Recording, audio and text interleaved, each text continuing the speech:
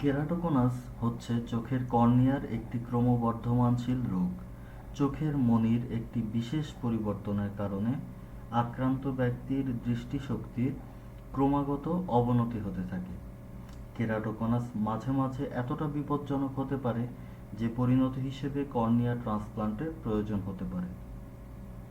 তাই আজকের ভিডিওতে আমরা জানার চেষ্টা করব কেরাটোকনাস কী, কিভাবে হয়, এর লক্ষণগুলো কি কি, কিভাবে আমরা এই রোগটি নির্ণয় করব এবং এর চিকিৎসা পদ্ধতিগুলো কি কি।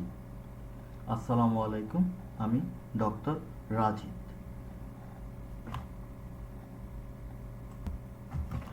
কেরাটোকনাস হচ্ছে চোখের কর্নিয়ার একটি ক্রমবর্ধমানশীল রোগ।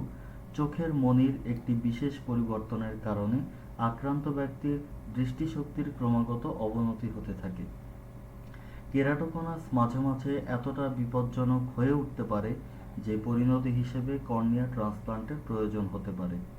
তাই আজকের ভিডিওতে আমরা জানার চেষ্টা করব কেরাটোকনাস কী, কিভাবে হয়, এর লক্ষণগুলো কি কি, কিভাবে আমরা এই রোগটি নির্ণয় করব এবং এর চিকিৎসা পদ্ধতিগুলো কি কি। আসসালামু আলাইকুম, আমি ডাক্তার রাজিদ। সাধারণত আমাদের চোখের মণির আকার উপবৃত্তাকার হয়ে থাকে, কিন্তু কারো কারো ক্ষেত্রে চোখের মণির বাইরের প্রলেপটি পাতলা হতে শুরু করে। ক্রমবর্ধমান হারে পাতলা হতে থাকা চোখের মণিটি একসময় কোণাকৃতি ধারণ করে।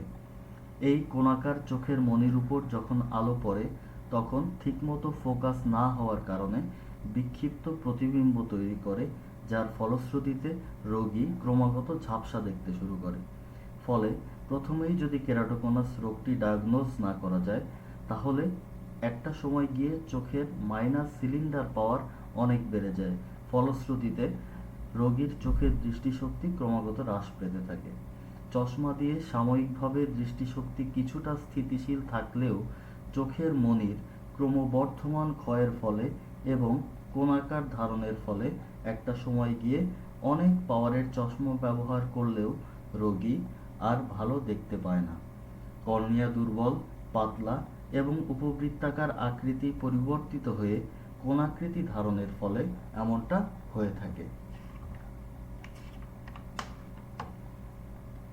ইরেগুলার অ্যাস্টিগমাটিজমের কারণে রোগীর দৃষ্টিশক্তি একেবারে ঝাপসা হয়ে যায়। বারবার চশমার পাওয়ার পরিবর্তন করেও এর সমাধান হয় না। কারণ কর্নিয়ার কোলাজেন স্ট্রাকচারগুলোর এনজাইমেটিক ব্রেকডাউনের কারণে এটা হয়ে থাকে। এটির মূল কারণ হচ্ছে চোখ ডলা। অনেকেই আমরা কারণে অকারণে চোখ ডলে থাকি। এতে সাময়িকভাবে আরাম পেলেও এতে চোখের মণির স্থায়ী ক্ষতি হয়ে যেতে পারে। চোখের মণি পাতলা হয়ে যেতে পারে, যার ফলে কেরাটোকনাস হয়ে থাকে। জেনেটিক কারণেও কিন্তু কেরাটোকনাস হতে পারে। যেমন আপনার বাবা মার যদি কেরাটোকনাস থেকে থাকে, তাহলে সন্তানেরও হতে পারে। বর্তমানে আমাদের আধুনিক চিকিৎসা ব্যবস্থায় অনেকগুলো পরীক্ষা রয়েছে, যার মাধ্যমে আমরা খুব সহজেই কেরাটোকনাস রোগটি নির্ণয় করতে পারি। এবং চিকিৎসা ব্যবস্থা হিসেবে কি কি পদ্ধতি আমাদের দেশে অ্যাভেলেবেল রয়েছে। আমাদের দেশে কিন্তু এখন কোলাজেন ক্রস লিঙ্কিংয়ের মাধ্যমে ক্রমবর্ধমানভাবে চোখের মণির পাতলা হয়ে যাওয়া বন্ধ করে দেওয়া সম্ভব। ফলে চোখের যে দৃষ্টিশক্তি তার আর অবনতি হয় না। আগে রোগী যেমন দেখতে পেত ঠিক সেরকমই দেখতে পায়, কিন্তু এর ফলে চোখের মণির যে পাতলা হয়ে যাওয়া সেটাকে বন্ধ করে রাখা সম্ভব।